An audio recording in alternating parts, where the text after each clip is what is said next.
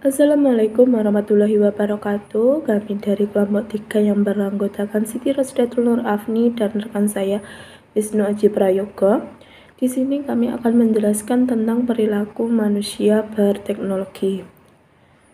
Saya akan menjelaskan tentang pengertian perilaku manusia berteknologi.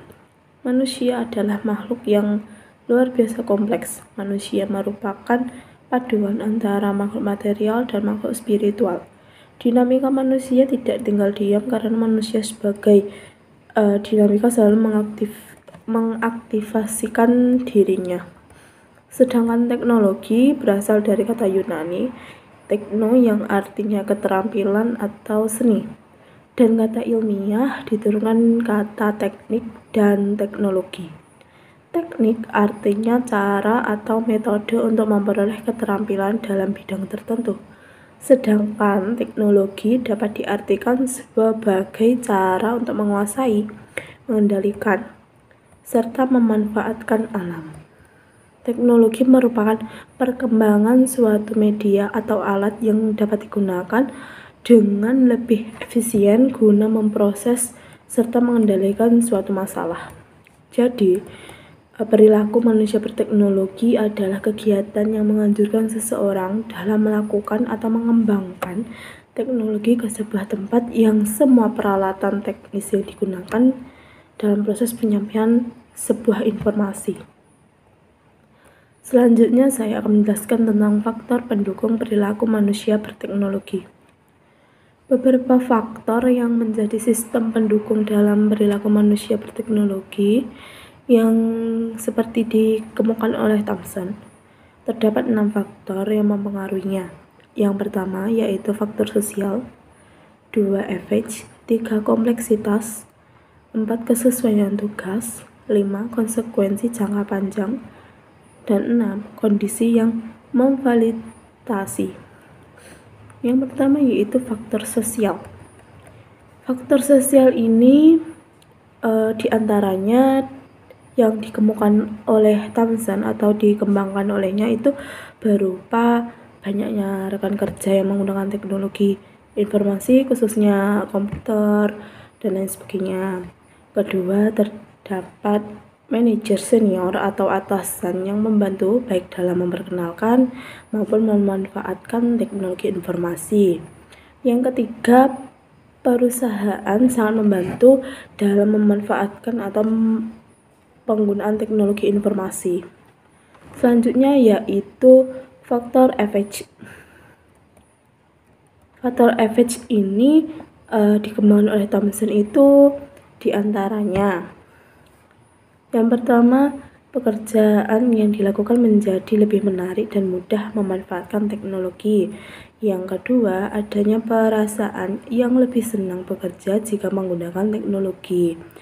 Yang ketiga, teknologi informasi khususnya teknologi komputer dapat bermanfaat untuk beberapa jenis pekerjaan. Yang selanjutnya yaitu faktor kompleksitas. Kompleksitas ini didefinisikan sebagai tingkat inovasi yang direalisasikan seperti sukar secara relatif untuk memahami dan menggunakannya. Thomson ini mengembangkannya sebagai berikut: pemanfaatan teknologi informasi dalam pelaksanaan tugas harian, pekerjaan yang menyita waktu banyak. Yang selanjutnya yang keempat, faktor kesesuaian tugas. Thomson mengembangkan 5 pernyataan untuk mengetahui pengaruh kesesuaian tugas dengan perilaku manusia. Di antaranya yaitu dengan memanfaatkan teknologi dapat mengurangi waktu yang dibutuhkan untuk menyesuaikan pekerjaan.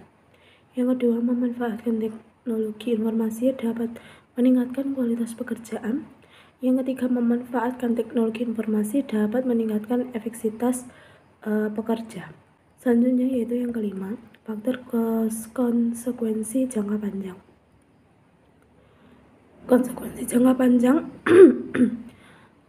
didefinisikan sebagai hasil yang diperoleh di masa datang seperti peningkatan fleksibilitas, merubah pekerjaan, atau peningkatan kesempatan bagi pekerja yang lebih berarti. Dan yang keenam, faktor kondisi yang memfasilitasi. Kondisi yang memfasilitasi definisikan sebagai faktor objektif di luar lingkungan yang memudahkan pemakai dalam bertindak atau bekerja. Dalam konteks perilaku manusia berteknologi, dukungan terhadap pemakai merupakan salah satu tipe dari kondisi yang memfasilitasi yang dapat mempengaruhi pemanfaatan teknologi informasi untuk membuktikan bahwa dukungan atau penolakan merupakan salah satu faktor yang mempengaruhi pemanfaatan. Selanjutnya saya akan menjelaskan tentang latar belakang perilaku manusia berteknologi. Teknologi informasi dan komunikasi telah membuka dunia baru bagi masyarakat di belahan dunia. Beberapa fenomena muncul seiring dengan perkembangan teknologi baru. Sebuah bentuk perkembangan teknologi yang tanpa batas, mampu mengubah budaya dan sosiopsikologis masyarakat. Kehadiran internet menunjang efektivitas dan efisiensi masyarakat dalam berinteraksi. Peran internet sebagai media komunikasi banyak bermanfaat bagi sebagian orang yang bermasalah dengan jangka waktu panjang. Internet muncul dan berkembang di Indonesia pada tahun 1990-an. Internet yang berarti interconnected net mampu menghubungkan jutaan individu di berbagai negara. Belum banyak orang yang memperhatikan kehadiran internet pada waktu itu. Perkembangannya di era digital ini ada banyak hal yang kini dirasakan oleh seseorang tidak bisa tidak menyentuhnya atau meninggalkannya. Seperti kita menggunakan handphone, melihat TV. Kalau saat ini penggunaan handphone memang marak sekali ya, tidak bisa lepas dari kita karena kita juga membutuhkannya. Kemajuan teknologi pada saat sekarang ini telah banyak mengubah cara pandang dan gaya hidup masyarakat Indonesia dalam menjalankan aktivitas dan kegiatannya. Keberadaan dan peranan teknologi informasi dalam sistem pendidikan telah membawa era baru perkembangan dunia pendidikan. Tetapi perkembangan tersebut belum diimbangi dengan peningkatan sumber daya manusia yang menentukan keberhasilan dunia pendidikan di Indonesia pada umumnya. Meskipun kita sudah menggunakan teknologi dengan sebaik mungkin, pasti ada dampak positif serta negatifnya. Dampak positifnya itu antara lain dapat menyelesaikan pekerjaan dengan lebih cepat, dapat berkomunikasi dengan orang lain melalui chat, melalui email, dan berbicara secara langsung dan video call, dan lain sebagainya. Dampak negatifnya apa? Dampak negatifnya yaitu munculnya penipuan melalui telepon, SMS, dan internet. Mudahnya mengakses video porno. Munculnya pencitraan atau plagiatisme. Dan juga sekarang yang lebih marak itu hacker. Jadi kita harus berhati-hati dalam penggunaan smartphone agar kita terhindar dari dampak negatif internet. Mungkin cukup sekian yang dapat saya sampaikan. Selanjutnya akan disampaikan oleh rekan saya. Terima kasih.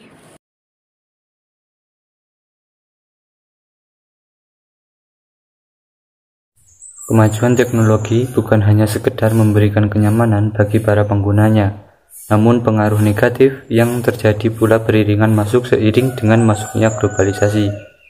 Salah satunya menurut Mariana Dwi Mayangsari, pada lingkungan anak-anak sudah bermunculan permainan modern seperti video game dan virtual game yang mengikis keberadaan permainan tradisional. Kemajuan teknologi membuat kita memahami istilah semua ada dalam genggaman. Dalam artian, semua akses informasi kini bisa kita dapat dari mana saja hanya dengan teknologi dari belahan dunia manapun. Kita bisa akses dengan waktu yang singkat dan efisien. Menurut Charles Darwin, perubahan yang terjadi tidak lagi memakan waktu ribuan tahun, namun membutuhkan waktu yang singkat saja. Seperti halnya dalam kondisi sekarang, yang mana awalnya offline justru berubah semua kegiatan mengharuskan online, yang memudahkan kita untuk tidak harus bertatap langsung Namun dengan kemajuan teknologi, kita dapat bertemu secara virtual untuk membendung adanya pertemuan secara langsung dan mengumpulkan banyak orang. Kemajuan teknologi dapat memberikan kita kemudahan dari segala aspek termasuk dalam bidang komunikasi. Kemajuan teknologi dalam bidang komunikasi salah satunya yaitu media sosial yang semakin hari semakin berkembang dengan cepat menghadirkan berbagai fitur untuk menarik perhatian penggunanya. Media sosial jika dikaitkan dengan kehidupan banyak sekali manfaatnya, namun banyak pula dampak buruknya. Kita tidak bisa mengelakkan penggunaan media sosial dalam kehidupan kita. Hampir jutaan pengguna di dunia yang setiap harinya mengakses media sosial. Menurut Nasrullah, hal tersebut merupakan sebuah tantangan sekaligus kenyataan yang tidak bisa dipungkiri. Kehadiran media sosial dan semakin berkembangnya jumlah pengguna dari hari ke hari memberikan fakta menarik betapa kekuatan internet bagi kehidupan.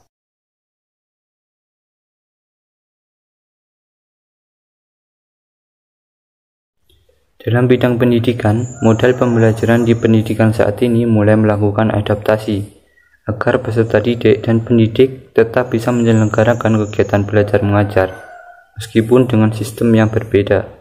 Peraturan belajar dari rumah atau study from home yaitu dengan menggunakan pembelajaran dengan sistem daring atau online.